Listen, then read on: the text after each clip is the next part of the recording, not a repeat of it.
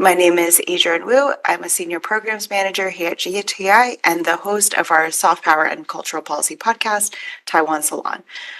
So thank you so much for joining us today for this event. Before we start, I'd just like to give a little bit of an introduction of GTI and our work, just in case anyone is unfamiliar with what we do. So we're a 501c3 think tank dedicated to insightful, cutting-edge, and inclusive research on policy issues regarding Taiwan and the world. Our mission is to enhance the relationship between Taiwan and other countries, especially the United States, through policy research and programs that promote better public understanding about Taiwan and its people.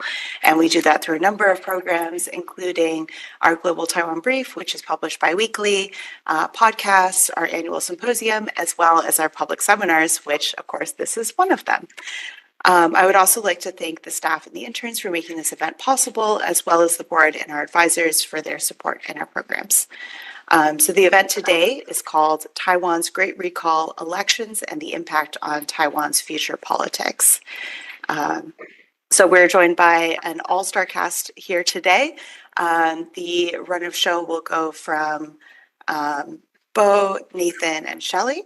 So our panelists include Dr. Nathan Batto from Academia Sinica, Dr. Shelley Rigger from Davidson College, and Bo Tedards, who is currently an independent analyst, but formerly of the Taiwan Foundation for Democracy. And of course, the event is moderated by myself. So yeah, I think we can basically just jump into it. I know that everyone is really excited to hear all of the presentations. So Bo, would you like to take it away? Yeah, thank you, Adrienne, and thanks to GTI for holding this event. People really haven't been paying enough attention to the recalls, as far as I can tell. And so the more we can get out there of information to help people understand what's going on, the better. So let me start with one point, just as sort of a distant historical background as a baseline for everyone, that the idea of recalls was introduced to Taiwan by the KMT. It comes directly from Sun Yat-sen's Three Principles of the People, and it was clearly enshrined in the 1947 Constitution. And the second point I want to make is that for people for whom the overriding concern with Taiwan is its level of defense preparedness, which might include some people in the audience, I think you should be definitely applauding the recalls, because they will make the Legislative Yuan at least somewhat more amenable to both raising defense budgets and passing necessary defense reforms. You know this is true because the KMT is not even trying to make the counterargument. They never say that the recalls are slowing down or damaging any of these defense preparedness measures, or that the failure of recall would somehow speed them up. Instead, they're making totally different arguments against the recalls, which I'm going to come back to in a minute, and I think we'll spend most of our time today discussing. Now, I just use the term amenable on purpose. There are, in fact, three mechanisms by which the recalls might bring about a more amenable legislative yuan. The most straightforward one is that the DPP might possibly be able to flip enough seats to gain a majority outright. I'm not sure how likely that is. Maybe Nathan knows. But obviously, a DPP majority would be more amenable to supporting Taiwan's defense. The second mechanism is more subtle, but it's very interesting. I think the recalls are likely to somehow change the composition of the KMT caucus by replacing some of its members. That is, the original member might lose their seat, but the KMT might win it back in the by-election with a different member. On average, I believe these new members are likely to be less extreme and more moderate, because that is, in fact, what the electorate is demanding. And if the recall succeeded in the first round, that means the electorate has demanded it quite clearly. But again, it's hard to predict how large this effect will be, but the direction of the change should be clear towards greater amenability.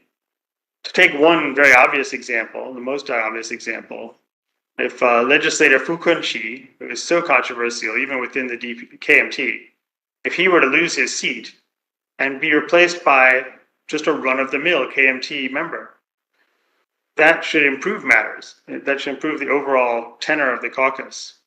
If this happens several times, I think that definitely the tenor of the caucus would shift. That's mechanism number two. The third mechanism is that the recalls, simply by this clear demonstration of a groundswell of public anger about what the legislative yuan has been doing for the past year, might put the fear of God into some KMT members, and indeed some TPP members, even though they're not directly involved in the recall. In other words, they might feel they need to tack towards the center, to shift their positions in order to survive future elections. And in fact, I think this effect is already happening. I hope no one thinks it's a coincidence that the KMT decided to unfreeze most of the defense budget and to pass the special budget, including the defense measures, in the immediate run-up to the recall votes. I think it's definitely a result of the popular pressure that they're feeling. And of course, all three of these mechanisms operate simultaneously. So since they all push in the same direction, as far as I can see, I hope some combination of these three things will actually deliver a more amenable legislative year. Now I want to turn to the KMT arguments. Basically, they've been trying to frame the recalls as harmful to Taiwan's democracy. Some of the arguments are awfully strident. I mean, that the recalls are a step to authoritarianism, that it's more communist than the communists and more fascist than the fascists. That's a quote. A much more sophisticated version of this is the idea that recalls are somehow inherently destabilizing, that one should, the will of the voters is to be expressed at elections, at regular elections, and not in between. That the recalls somehow are overturning or challenging the will of the voters from the election. That's a more sophisticated argument that's worth paying a bit more attention to. But of course, any country that adopts recalls at all, including the ROC, by definition allows the possibility that voters sometimes may want to second guess or have second thoughts themselves about who they elected last time. These are the rules of the game in Taiwan. There's an interesting quote from former President Ma Ying-jeou about recalls once, where he said clearly that the recall is something that we use whenever the voters lose confidence in their members. It's like a constituent vote of no confidence on a member, is what he was saying. That's a good point. However, any political or democratic mechanism, even if it's however well designed it might be, could be misused. So then we have to ask the next question is, are the recalls in fact being misused at this time? And for the background, for people who haven't been following Taiwan as closely, Taiwan's constitutional order provides for the possibility of divided government. It will happen from time to time, just as it does in the United States and France and many other democracies. And so then you have to look at what mechanisms exist to deal with such situations, to resolve disputes between the branches. So we've had tremendous disputes between the executive and legislative branch. What are the mechanisms available to resolve them? In the United States, there are three main ones. The first are midterm elections, that the voters every 2 years have a chance to refresh the composition of Congress. Second is the strong veto power of the president. It requires a 2/3 majority to override. And third is the Supreme Court, which can arbitrate disputes by deciding whether either the executive or the legislative branch has exceeded their powers. So in France, they also have the additional idea that the president can dissolve parliament and call for fresh elections altogether, which is, in my opinion, even a more drastic move than a recall, but that's part of the system in France. In Taiwan, we don't have midterms normally. We don't have the power of dissolving parliament from the president, and the veto power is so weak that it almost doesn't exist. So we're left with just the Constitutional Court as the primary mechanism to deal with disputes. And last year, the court started to move and ruled one batch of KMT-sponsored bills to be mostly unconstitutional.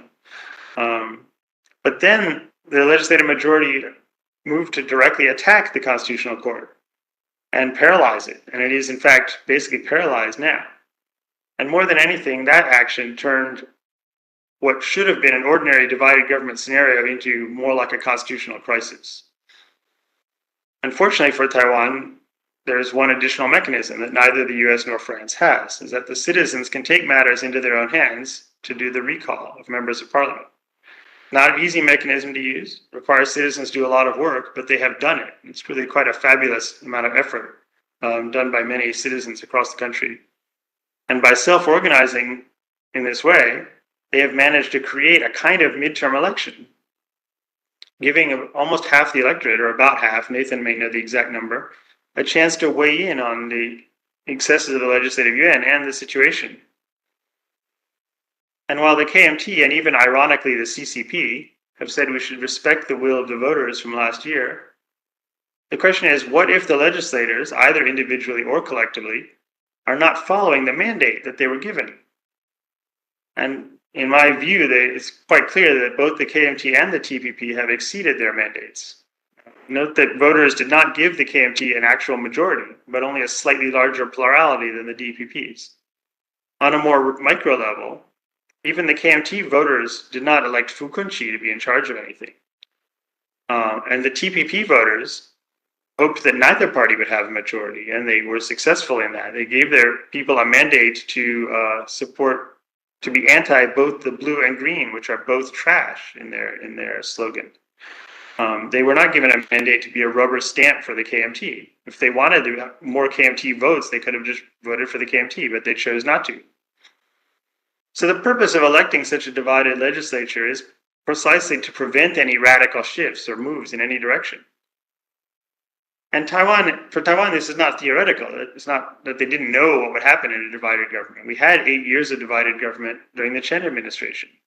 And the KMT blocked a whole raft of DPP initiatives, and people were frustrated about that. But there was no attack on the constitutional order. On the contrary, the two parties eventually managed to put together a major package of constitutional reforms. But now the KMT and TPP alliance have been pushing through a whole series of such controversial measures, several of which, especially the attack on the Constitutional Court, are threats to the constitutional order. And voters certainly did not give them a mandate to do that. And so that is why the Great Recall, as it's known in Taiwan, has so much legitimacy. And it cannot be considered a simple revenge recall, like the one against legislator Chen Bo-wei in 2021. That's an example of misuse of recall. However, at the time, Eric Zhu declared that to be a, quote, victory for democracy. Or like the many recalls the KMT launched this year. They launched, I don't know how many, 22 against the legislative yuan and another, 18 or 20 against councilmen. It puts the lie to their argument that this is, that recalls are inherently bad. And at the end of the day, the voters in Taiwan, mostly on Saturday and then 4 weeks later with the second mini wave of recalls, the voters are going to make these final decisions, and that is how it should be. So far from being anti-democratic, these recalls represent a deepening and strengthening of Taiwan's democracy. Citizens are more engaged and aware, and they are more empowered and prepared to take action. This can only strengthen Taiwan's political and social resilience. Therefore, although Taiwan's friends in the international community may not take a position in favor of a particular outcome, just as people should do for regular elections, the process of recalls as a whole, I believe, should be broadly welcomed. And that's my remarks. Thank you. Yeah, thank you so much, Bo. I really liked what you said about how any democratic mechanism can be misused. And I think that's a really good reminder of how, we try to put these different mechanisms into place to have a government that is fair and just. But of course, it's hard to figure out how they will be used. And so it comes down to how citizens use it, how the governments use it. It's kind of more of a neutral tool that can be used in different ways to exert the will of people. Also, I would like to apologize because I was so excited to hear your remarks that I did not introduce you. So I will do that now. So Bo Tedards is a longtime observer of Taiwan's political scene who recently returned to the USA after living in Taiwan for over 25 years. He is a former staff member of the Taiwan Foundation for Democracy, where he served as director of the International Cooperation Department from 2007 to 2010, and again from 2016 to 2022. In his first years in Taiwan, he worked for the Taiwan Association for Human Rights, the Institute for National Policy Research, the Taipei Times, and the Ministry of Foreign Affairs. And also from 2004 to 2010, he served as the coordinator for the World Forum for Democratization in Asia, a regional network of democracy advocates, and from 2013 to 2015 as director of Amnesty International Taiwan. So as you can see, he has a very deep civil society background and a lot of credentials on that side. We also just recently published one of his reports on a background of the recalls, so definitely check that out if you'd like to hear more of Bo's thoughts in written form. So it's called Taiwan's 2025 Recalls, a Civil Society Perspective, and you can see it on the front page of our website. All right, okay, so thank you so much. We're now going to go to Nathan Batto. So this time I'll do Nathan's introduction. So Dr. Nathan F. Batto is an Associate Research Fellow at the Institute of Political Science, Academia Sinica, and the Election Studies Center, National Juncture University. He holds an MA in Political Science from NCCU and received his PhD from the University of California, San Diego in 2007. His articles have been published in journals including the Journal of Politics, Electoral Studies, and Legislative Studies Quarterly. His recent book, Making Punches Count, The Individual Logic of Legislative Brawls, explores why democratically elected representatives participate in physical violence in legislatures, with a special focus on Taiwan and Ukraine, but also drawing on the experience of many other countries, including South Korea, Japan, Mexico, South Africa, and the United States. It was awarded the 2025 Richard Fenno Prize for the Outstanding Book in Legislative Studies. He is also the author of the blog Frozen Garlic, which provides detailed analysis on political campaigns and elections in Taiwan. And anyone who is interested in domestic politics, I'm sure, is an adamant follower of that blog. So we're definitely lucky to have his comments as well. So please, Nathan, if you would like to make your comments now. Yeah, well, I'd like to thank the GTI for holding this forum and for inviting me to speak. I will try to answer a couple of the questions that were presented in the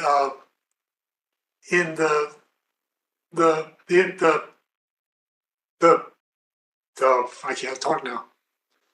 I will try to answer the couple of questions that were asked in the introduction to this event. There were three questions. I'm not going to talk about the United States. So the first question is, how did we get here? And there are two fundamentally different stories about how we ended up at this moment. The KMT story is that this is a cynical power play. This has always been a cynical power play. The KMT and the TPP won a majority of seats in the election in 2024. They put together a durable coalition. They passed bills in the legislature that they thought were appropriate. They used hardball tactics to pass those bills when necessary, as most majorities do in the face of minority intransigence in democracies around the world. This is normal democratic politics. In their story, the DPP couldn't stand losing in the legislature and tried to figure out some way to undo the result of the 2024 election. So at first they tried to recreate the 2014 Sunflower Movement by inspiring a huge wave of protests in the street. And then those protesters morphed into recalls. But those were always about partisan conflict. And they were always behind them, the hidden hand was always the DPP. This complaining about democratic institutions and mudslinging about China's influence, that's insincere and cynical. It's mere window dressing. It's always been about raw political power. So this whole process has been driven by DPP leaders, DPP extremists, and DPP activists in society. That's one story. The other story is one told by the recall movements. And in that story, you have social movements leading the party. The party in this case would be the DPP. So this whole thing started a year ago in May 2024 when the KMT tried to push through an expansion of legislative powers that was ultimately ruled unconstitutional through various hardball tactics, again, degrading the democratic institutions. And it inspired many concerned citizens to go out into the streets of their own accord. The DPP had very little to do with it. The citizens started to organize recall campaigns, again, of their own accord. The DPP only got involved in January of this year when several of the recall campaigns were already well underway, and the DPP had to jump in and get on board or risk losing leadership of its side of the political spectrum. So this is a case of the social activists and the social movements doing almost all of the heavy lifting, and the DPP kind of doing a bit of coordinating, a bit of funding, but really not in the lead role. And the social activists, the social movements will tell you they are not the DPP. They don't represent the DPP, and they've built a coalition that is not the DPP coalition.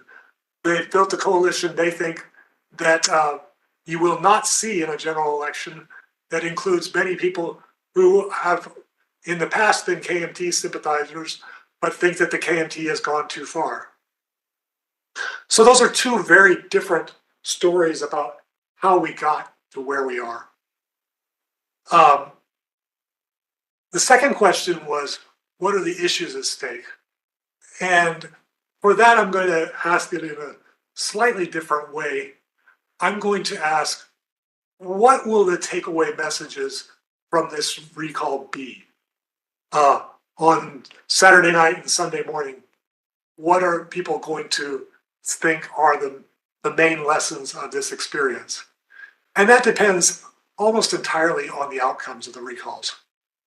So if the recalls fizzle out, and by that I mean if 3 or fewer people are recalled, it will be seen as a DPP power play that just didn't work. People will say, well, that's not surprising. The blue and white coalition has an overwhelming popular mandate. They won 60% of the presidential vote and nearly 57% of the party list vote in 2024. And these were all blue districts. We should have known that this was never going to work for the DPP. And all that screaming about democracy and processes and Chinese pressure, that didn't resonate with voters. Voters are tired of hearing about how the KMT is too close to China. We'll also hear some people say that the concrete policies that the KMT has been proposing really worked.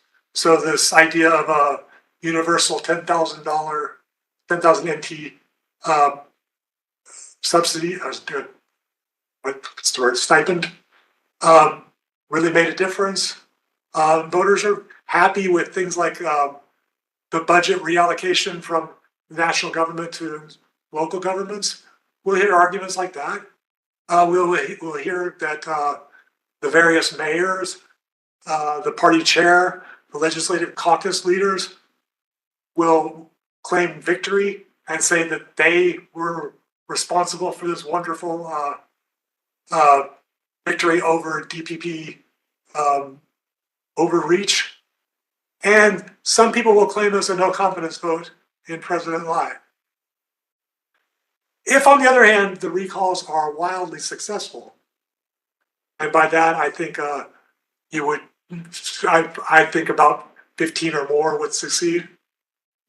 If we get something like that, there will be debates about why they were so successful. And people will say, well, it's not surprising. The KMT was a 33% party. in the last election, and it's even less popular now, according to months of things that I'm not supposed to talk about. According to, we're in the polling blackout, so I can't talk about polls. But it's not surprising because the KMT is not a popular party. And they will ask questions about whether the KMT has been too close to China, whether this was brought on by, passions about procedural justice and degradation of democratic institutions. There will be people who argue that it was bad leadership from the KMT leaders, especially the legislative floor leader, Fu Quinqi, and the party chair, Eric Zhu, who have arguably made lots and lots of bad decisions in the last year. There will also be people who blame this on the TPP and say it was a failure to turn out voters, especially TPP voters, because they didn't think they had a dog in the game. They didn't have any skin in the game. So there will be people who think that it was just a failure to turn out voters. And by the way, there is a typhoon kind of scraping by northern Taiwan this weekend. It's supposed to rain heavily tomorrow and Friday. Not so much on Saturday, but they could blame the weather for a failure to turn out voters. They might also say that there might also be people that claim that this overwhelmingly, wildly successful recall was due to the broad-based social movements that attracted a big, wide coalition of supporters, including former KMT sympathizers. So those are some of the things that people might say. If the results are mixed, so we don't have the recalls fizzle out or succeed wildly, if we get a more mixed result, and by that I think about 5 to 10 people are recalled, we'll have different arguments about what this means depending on who those 5 to 10 people are.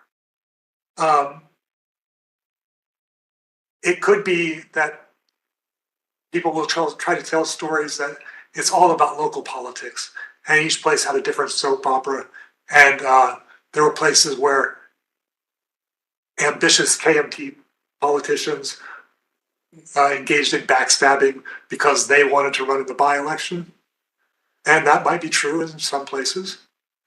There will be people who say this was all about partisanship, and if it's the more competitive districts where people lose, they'll say, well, of course that's where they lost. This was always about KMT versus DPP, and the partisan balance has shifted just a little bit and moved those districts from slightly blue to slightly green. On the other hand, if we have a different set of people lose, the really controversial legislators, the party floor leaders, people like Wang Hongwei or Xu Xiaoxin, or Fu Quinqi, of course, or Luo Zhiqiang, or people like that, Hu Mengkai, who are more controversial and more aggressive, then people will say, well, it was always about individual legislative performance, and those people were singled out by their voters as breaking some of the conventional norms of behavior in the legislature and in politics in general. There will also be people, depending on who loses, who just say, well, those were lousy politicians. They weren't particularly talented or gifted speakers, and they didn't do anything. They were just bad. And that's one of the classic arguments in democratic politics. When you lose, we had good ideas, but the other side had better candidates. And so you just blame your politicians for being bad politicians. So those are some of the various things at stake here. What the lesson learned from this recall will depend heavily on how things turn out. Personally, I've learned a few things from the recall that I want to bring up. One of the things that I've learned is that you can't collect 20 or 30,000 signatures without an army of passionate volunteers. You just cannot order it to be done. Neither major party can just write a memo saying, go out and collect signatures. It takes so much grunt work, so much energy, so many people to give up their lives for 6 hours a day for weeks and weeks or months. And you just cannot do that without a big army of volunteers. Or a different way of saying that is the old KMT party machine that we used to think of in the 80s and 90s, that doesn't exist at all anymore. In the past, the KMT would have written a memo and they would have gone out through their network of neighborhood chiefs and they would have had this be done. Nobody has that kind of network anymore. A second thing that I've learned, or I think I've learned, is that recalls are now in the bloodstream. They are now part of Taiwan's political environment. This probably will not be the last recall drive, especially if it's even moderately successful. You can't do a recall just on a moment's notice or just because somebody wants it done. But if it's shown that these are extremely powerful processes, then the payoff is so enormous, we will probably see them happen again when conditions line up the way they have this year. My hope is that the lesson learned is the one that Bo was talking about. The takeaway will be that voters and politicians learn that bad behavior in the legislature is punished, not rewarded. I just wrote a book about legislative brawls, and voters in Taiwan learned a few decades ago in very dramatic fashion that bad behavior in the legislature is rewarded. That fighting, brawling, those people win elections. The numbers show it's actually a pretty moderate effect, but there were dramatic examples of people who had engaged in bad behavior in the legislature who did quite well in their electoral careers. And this could be the opportunity for voters to send a signal saying, actually, we don't like that. We don't approve of that. And we will punish bad behavior when we have a chance to. And hopefully this could change the political culture within the legislature and within politics in general. And I will stop here and turn it over to Shelley. Thank you so much, Nathan. I really like that you laid out all the different possibilities of, which way the recalls are going to go and how people are going to respond. I think a lot of the excuses that you brought up are things that, we've also heard in other countries and other contexts. So it's kind of interesting to hear about how there's a lot of similarities between the ways that voters will respond in different contexts as well.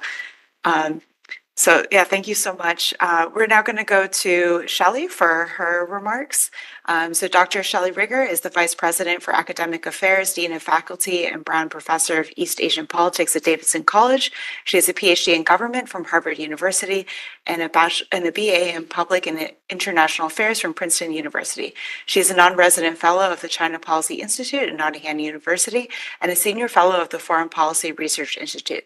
She is also a director of the Taiwan Fund, a closed-end investment fund specializing in Taiwan-listed companies. Dr. Rigger is the author of 2 books on Taiwan's domestic politics, Politics in Taiwan, Voting for Democracy, and From Opposition to Power, Taiwan's Democratic Progressive Party. Her most recent book, The Tiger Leading the Dragon, How Taiwan Propelled China's Economic Rise, explains how Taiwanese businesses made it possible for the PRC, a country without private property or business as recently as 1978, became the factory to the world. So Shelley, please take it away with your remarks. Thanks so much. It's great to be here with you, Adrienne, and also with Bo and Nathan. Just to clarify a point that Nathan kind of made briefly there, he actually really is not allowed to talk about polls on this call because it's illegal to discuss polling data in the immediate days before an election. So I'm sure many of the questioners are dying to know what the polling is saying, but you'll have to ask Bo because Nathan can't tell you. And I don't know, Nathan, if you can get in trouble for what Bo and I say on the call, like blink twice, okay? So yeah, I just want to say a couple of quick things and then get on to discussion because this is such a rich topic, but it's not one that I have not been following this nearly as closely as the other 2 participants. But you know, a question that the recalls raise, and I think it is a fair question. I mean, I think we do need to kind of grapple with how democratic is an institution like recall, especially when it's set up the way Taiwan's recall elections are, such that it is in some ways easier to get recalled than it is to get elected in the first place. So the balance of votes required means that you can win comfortably and then be recalled with fewer votes than were required for you to win. So it's a pretty easy way to overturn the result of an election, which means that it has the potential, at least, to introduce a pretty high degree of instability. Like if Nathan's right and it's in the bloodstream, and every time people don't like the result of an election, they attempt a recall, that's preferable to overrunning the national capital and, beating up the police and invading the legislature with violence. But it's not ideal, obviously, for normal democratic functioning. But I think where Nathan makes another good point is it's not as easy as it looks, right? I think there was a perception prior to this round of recalls that recalls were easy. And you just had to get a few signatures, put people on the ballot, mobilize some votes, and boom, you could get rid of somebody. Ironically, the scale of this set of recalls has, while it has been on the anti-KMT side successful, it has also demonstrated how hard it is to mobilize that army of passionate volunteers, because the KMT attempted to counter recall and every one of their attempts fell flat, fell short, and what it fell short of was the social mobilization that's required. So I think it's kind of a mixed result in terms of, what are we learning about recall? It's scary to think that any politician could face a recall at any moment. And also that's probably not going to happen because of the difficulty of actually using the tool. But it is a powerful tool and one that could be a little bit or substantially destabilizing. And I think where this comes from is no set of democratic institutions is ever perfect or functions in the way that its founders or creators intended in all situations.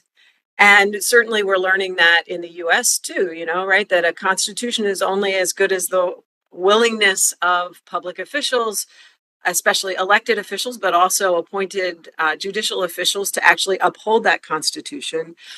But Taiwan's constitution is particularly fraught with problematic elements, features of the Constitution that were not fully resolved or managed in the democratization process. And that's partially a result of the just absolute refusal of the PRC to ever permit Taiwan to do a thorough constitutional overhaul. So Taiwan's constitution is this kind of amended thing that's very old. And so, places where you might have said, let's just start over. Taiwan has not been able to start over. But it's also a consequence of decisions that leaders made, especially leaders during the Lee Teng-hui era, to create institutions that worked for them then, but that would not have been what a constitutional scholar would have created. So, for example, divided government works poorly in Taiwan, as Bo described. It works poorly because many of the mechanisms that allow divided government not to be totally paralyzing in other presidential states don't exist in Taiwan. And the one that they have, one that Bo didn't mention, is that the legislature, if it doesn't like the president's choice of a domestic policy lead, that is the premier, they can dissolve the legislature, fire the premier, and hold new elections. So they have this kind of parliamentary power to dissolve the legislature through a vote of no confidence, but they don't have the ability to replace the president. They only have the ability to replace the premier.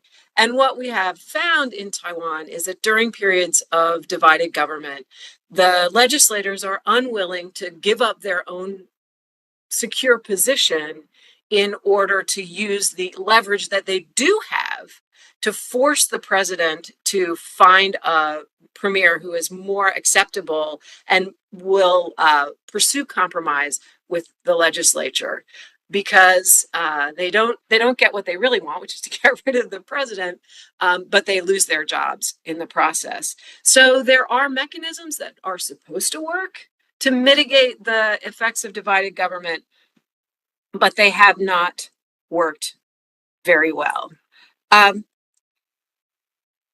And I agree. So while I guess I'm defending the KMT's position a little bit, that some of the features of Taiwan's democracy that are front and center in this moment because of the recall, I also entirely agree that the KMT has made a series of unfortunate decisions, unfortunate for its own success in pursuing its own objectives. And probably the most basic one is that when the new legislature was seated, the KMT very quickly began pursuing all of these measures designed to restrict the powers of the executive branch and to expand the power of the legislature. The one thing they didn't do is the one thing that, if Nathan had been hired as a consultant to tell them how to maximize their security in their position in the legislature, I probably very high on his list would have been amend the recall legislation to make it harder to recall legislators. And they just didn't. They did not prioritize. They did not anticipate that this mechanism could be used against them. So now it's being used against them. And it's too late to change the mechanism itself. So just briefly, what is the significance of the recall for things like cross-strait relations, U.S.-China relations, U.S.-Taiwan relations? One sentence on that. And that is well, it's going to be like a series of sentences, but it's really just one point. The PRC is, of course, horrified by the recalls. They are ostensibly horrified on behalf of Taiwan's democracy, which I think most people on this call would agree is just kind of cynical, and I just don't think that PRC officials have much of a leg to stand on to criticize someone else's democratic functioning. But I think they are concerned genuinely that the outcome of the recalls, regardless of which version of, whether it's the small, medium, or large version that Nathan has described, that the three mechanisms that Bo's talking about that all pull the legislature away from the direction the KMT was going originally, these are all antithetical to the preferences of the Beijing government. So they don't like the recalls, and they're worried about the outcome. And they will say that the outcome, unless it is overwhelmingly, the fizzling out, they will declare victory. If the recalls fizzle out, Beijing will say, you see, we told you, Taiwanese people don't want this Taiwan independence agenda that Lai is selling in their construction of it. Any other outcome, and they will say, the independence forces have somehow managed to engineer, against the will of the Taiwanese people, an outcome that puts us all in greater danger. Unfortunately, I think whatever Taiwan does, Beijing finds a way to construct it in that same way as an excuse for further military and political pressure. So, in my view, Americans should not be so worried about what Taiwan does with its own democracy, but should be more concerned about what Americans are doing with our own democracy, first of all, and then also how we're managing our relations with the PRC, which is a topic for another day. Thank you. All right. Thank you, Shelley. Yeah, thank you for talking about some of the other mechanisms, like, for example, dissolution of the legislature. I think that's very interesting to hear that it's not really used at all. And yeah, very interesting to also hear a little bit about how Beijing would see these recalls and what kind of narratives they will bring out of it. So we'll go into the Q&A period now. So please, all of our viewers, if you would like to send your questions in the YouTube chat, you can also tweet us. You can also send it to contact@globaltaiwan.org. I have a little thing right here, which you can also read about how you can send in your questions. So looking forward to getting lots of questions. I'll just start off with one question as the moderator's prerogative. But I was wondering, how likely is it, do you think, that the KMT and the DPP and the TPP will change their strategy and reform based on the recalls? So, of course, there's been a lot of unwillingness, for example, for the KMT to kind of shift away from certain extremist points of view within the KMT. Of course, Lai is sort of characterized as independent Taiwan sort of policy. So how likely is it, do you think, that these different political parties shift away from these sort of more extreme sides of their party based on the recalls?